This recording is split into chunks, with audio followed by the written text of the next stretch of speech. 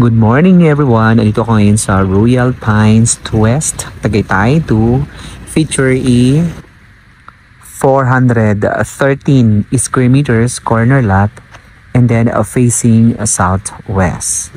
Alright, imagine ganito kaganda yung inyong environment na dito sa subdivision na ito.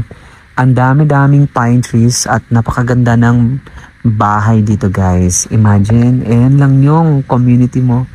Sobrang nice, very homey, no, dito sa paligid ng Royal Pines West. So this one is a titled property and available on sale. So tingnan natin, ito pong ating property guys.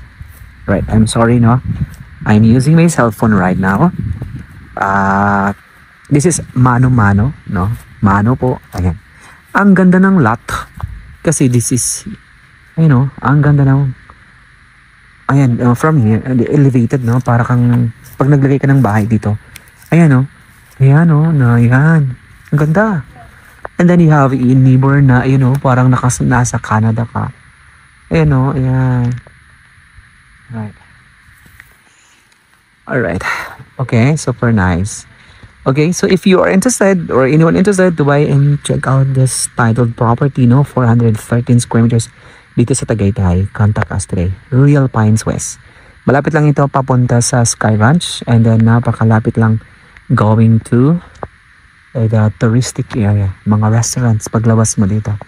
Ang ganda ng restaurants. Pero the weather, ang ganda ng highest and the best views. O naabot dito ang pinakamataas na pakinabang ng property. Ayun o, ayun yung clouds. Wow, what is the first layer of the clouds? And what is the last layer of the clouds? And then, anong tawag sa tubig na nasa ilalim ng lupa? Alright, comment down below. It's a groundwater. Alright, thank you so much and I hope to see you in our next video. God bless everyone.